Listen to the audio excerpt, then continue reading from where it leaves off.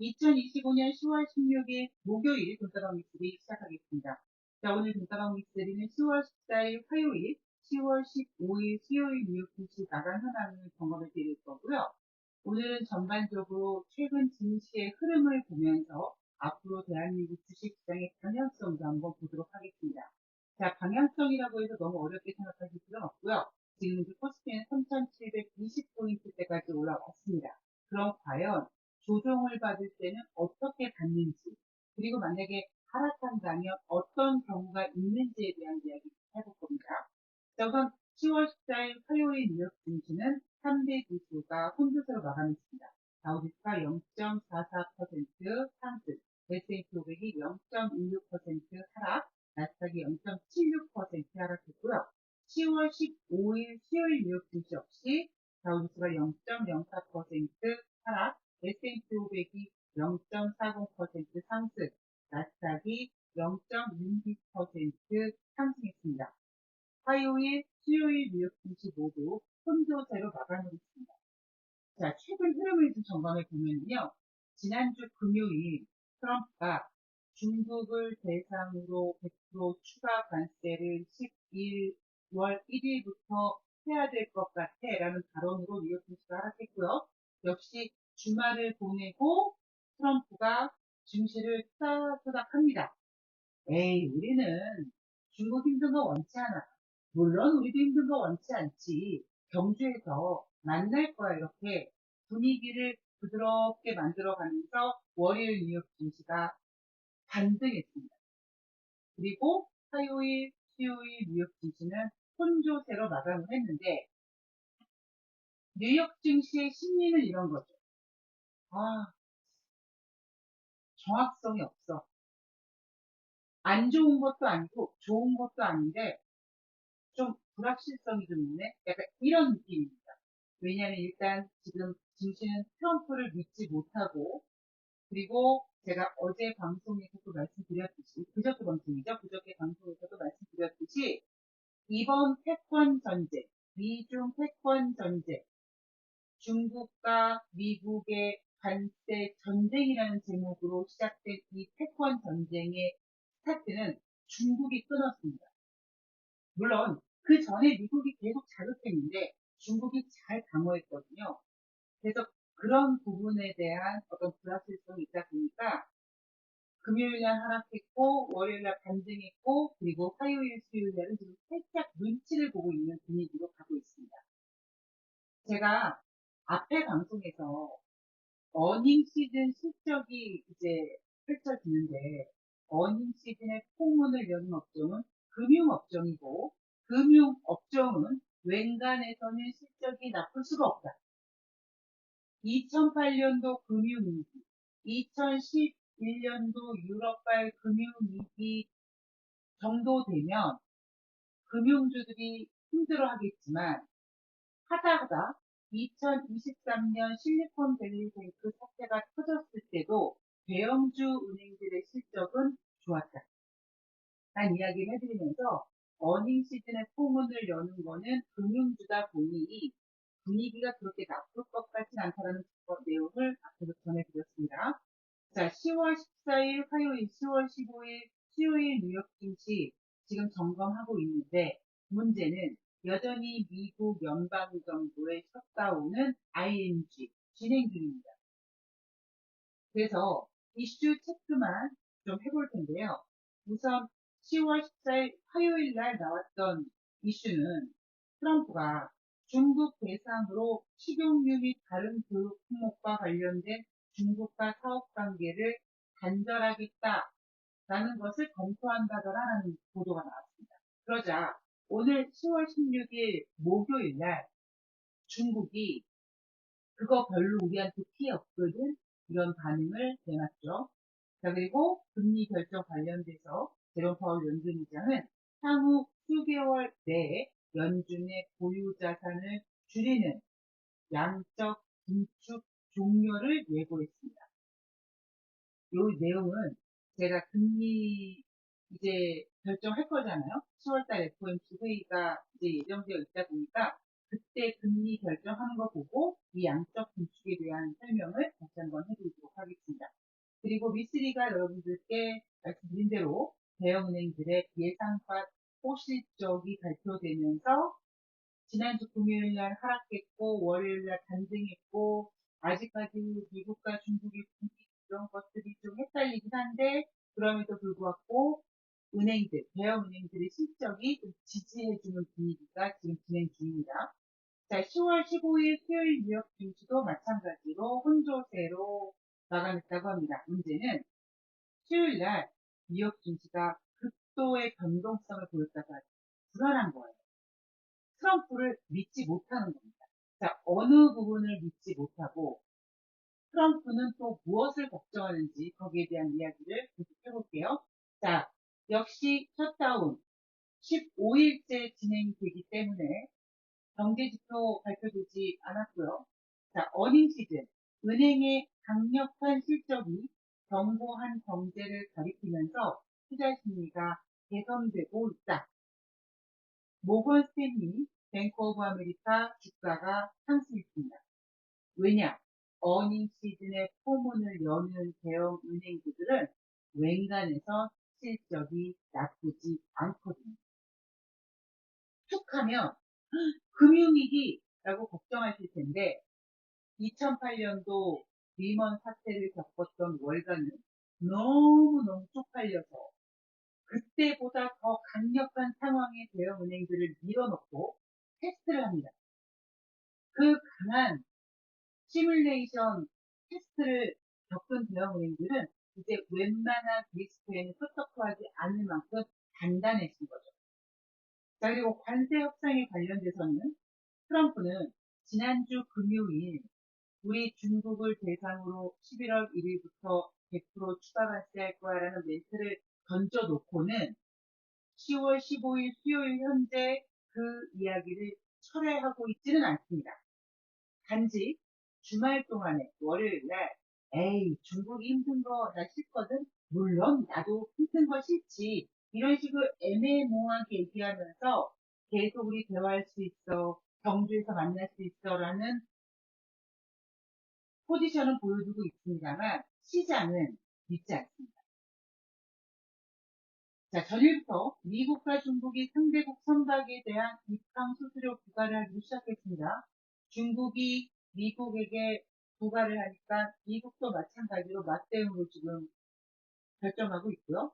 트럼프는 중국산 식용유의 수입 중단을 검토한다라는 이야기 앞에서 나왔습니다. 자, 재미있는 사실은요. 베센트 재무부 장관이 트럼프 대통령이 높은 주가를 좋아하긴 하지만 증시가 하락한다고 협상하지는 않을 것이라고 얘기합니다. 자, 이 얘기는 뭐냐? 지금 이재명 대통령이 대한민국 코스피 시장 5,000포인트 가게 만들겠다라고 하는 것처럼 자산시장 중에 어찌 보면 합법적 도박인 이 주식시장이 화랑이 나는 것은 전반적인 경제가 굉장히 좋아 보이는 그리고 좋아지는 기대감을 만들어주는데 최고의 어떤 마스코트입니다. 그렇기 때문에 증시를 갖고 있는 나라들의 오너들은 주식시장이 좋기를 바라겠죠. 트럼프도 마찬가지로 주식시장이 호황이길 바랍니다. 그런데 문제는 제가 앞에서 계속 지적해 드리고 있는 것처럼 1월 달에 야심차게 취임한 트럼프는 지난번에 하지 못했던 중국을 대상으로 관세 전쟁을 하기 시작했고 중국이 똑같이 맞대응하면서 그 당시 뉴욕 증시가 3대 지수가 5%대 하락했거든요. 누가 쫄았습니까? 트럼프가 쫄았어요.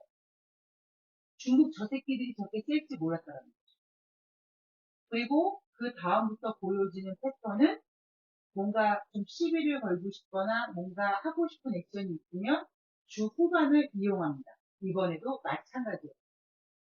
제가 그래서 트럼프는 주식시장 빠지는 거를 걱정하고 있다.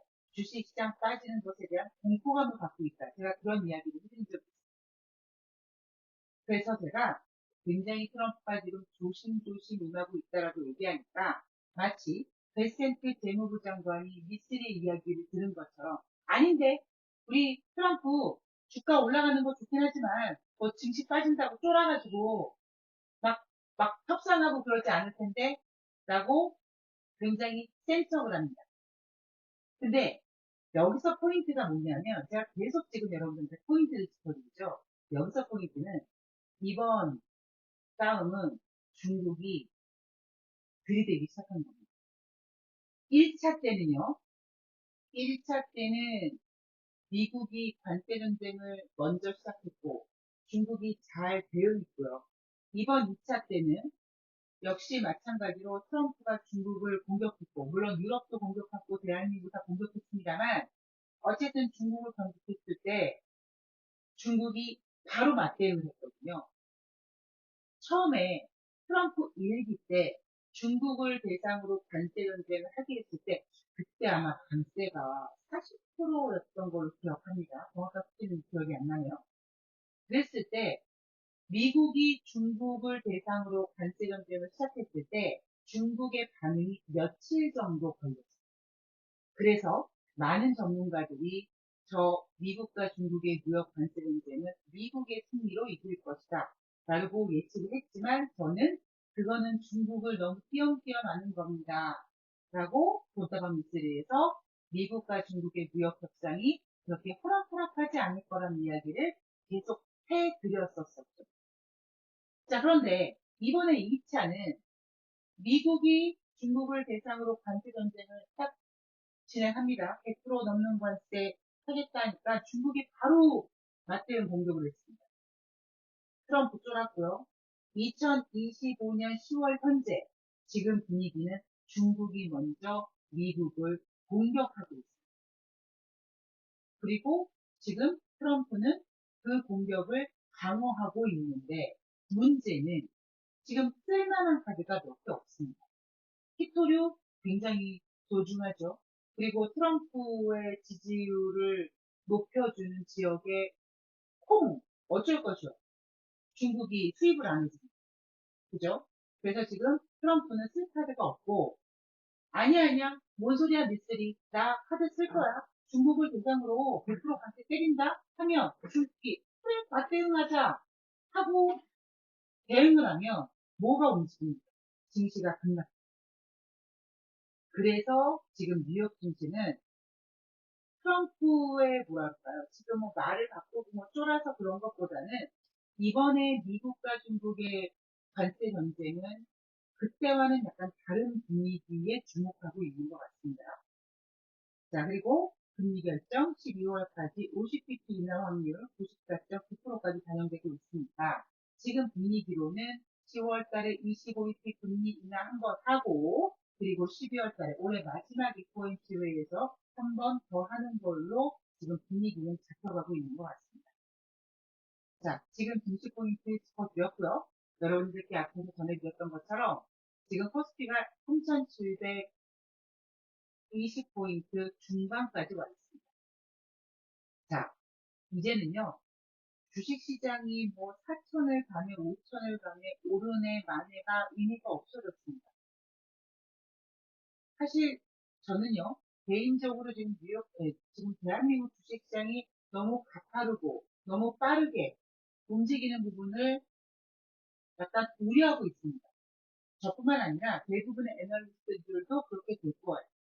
그러니까 저는 윤석열 때문에 대한민국 주식시장이 올라가지 못했던 그 부분이 이재명 대통령이 이제 대통령이 되고 그동안 대한민국 저평가됐던 부분이 어느 정도 다른 나라 상승폭과 어깨를 겨누게 되고 거기에다가 이재명 대통령의 어떤 행정 능력에 대한 기대감이 반영이 돼서 주식시장이 이렇게 올라온 거는 당연한 이치인데 애널리스트들이 그동안 증시를 전망할 때 했던 얘기가 뭐냐면 악재는 이거였어요.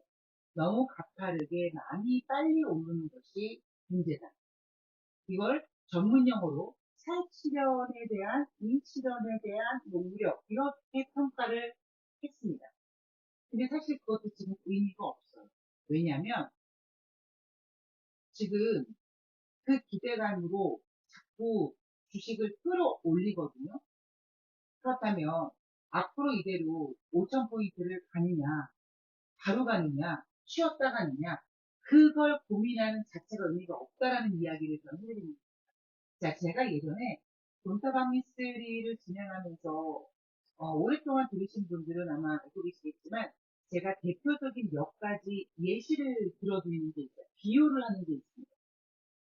뭐 아빠는 부동산하고 엄마는 주식하고 아들은 코인하고 뭐 이런 얘기라든가 아니면 엄마가 현금 부자인데 옷장에다가 현금을 채워놨는데 아들이 조금씩 조금씩 빼먹는다든가 이런 몇 가지 좀 여러분들한테 이해가 쉽게 갈 수 있는 비유를 해드렸는데 또 하나의 비유가 뭐였냐면 아파트 1층에서 떨어지면 잘 떨어지면 멀쩡하고 좀 잘못 떨어지면 좀 바닥에 긁힌다든가 좀 아이고 타박상 정도이지만 높은 층에서 15층에서 떨어지면 잘 떨어져도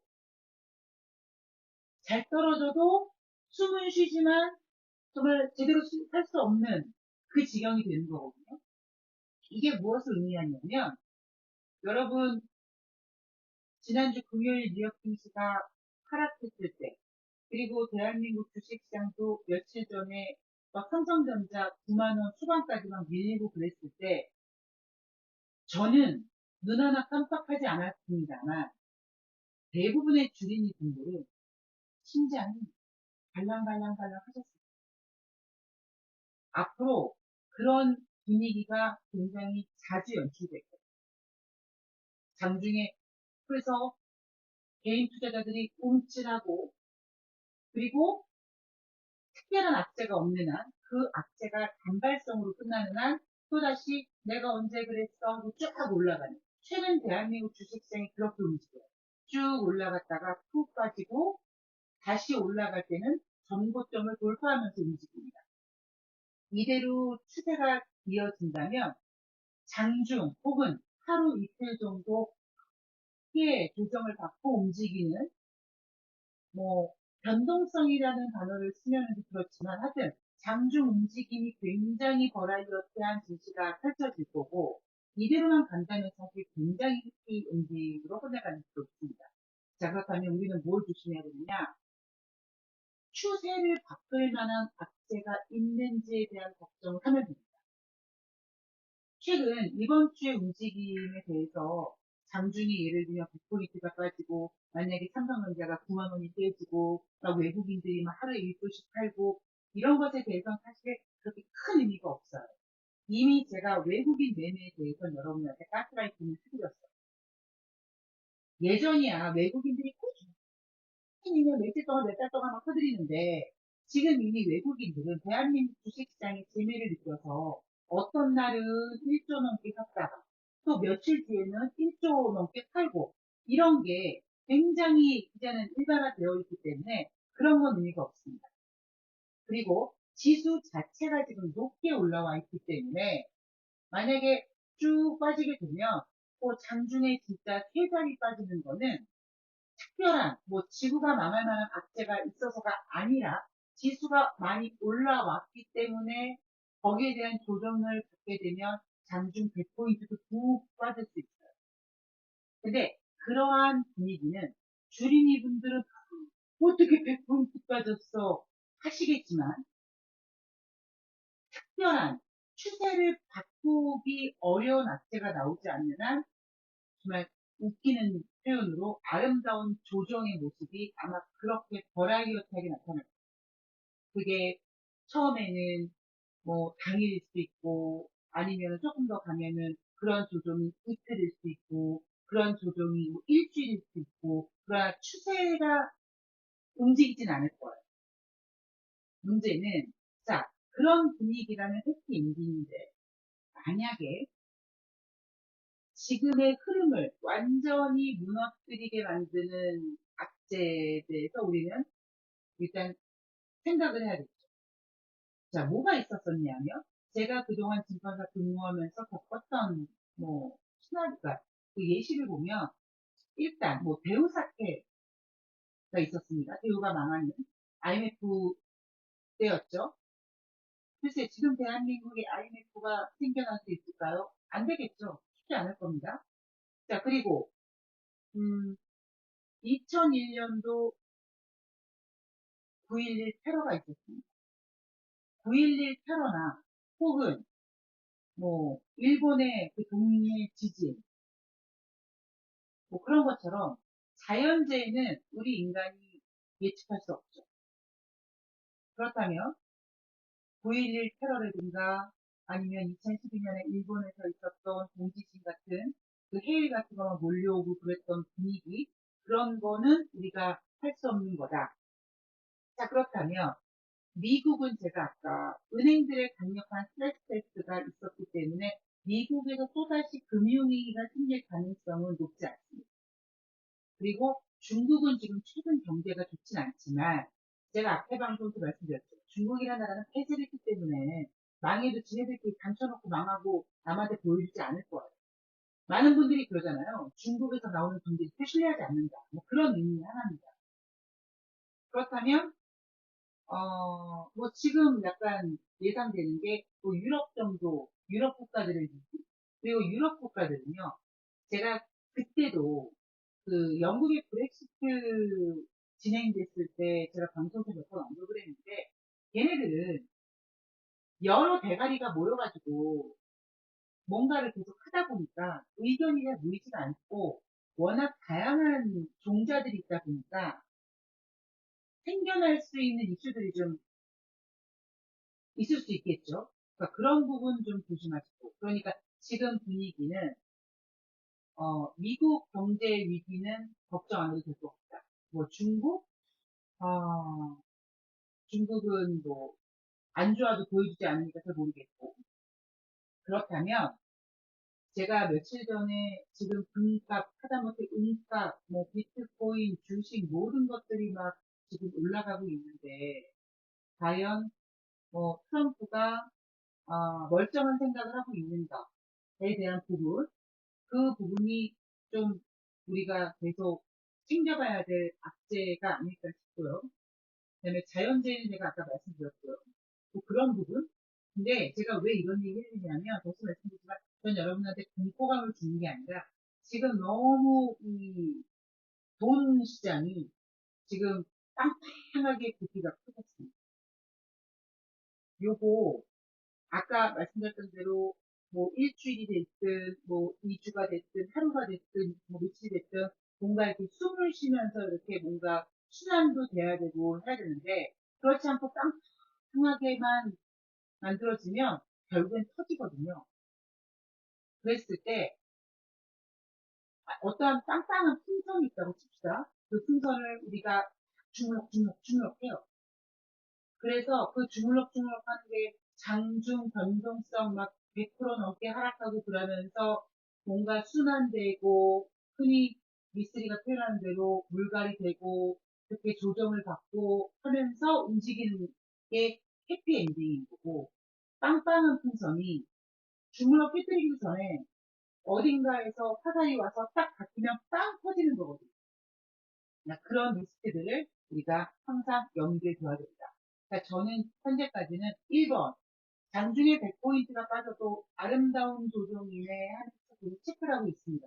그런데 제가 생각하고 있는 부분은 단순히 여러분 걱정하지 말아요. 아름다운 조정이에요. 그냥 이걸로 해피엔딩으로 끝나요. 이 얘기만 해드릴 수는 없다는 거예요.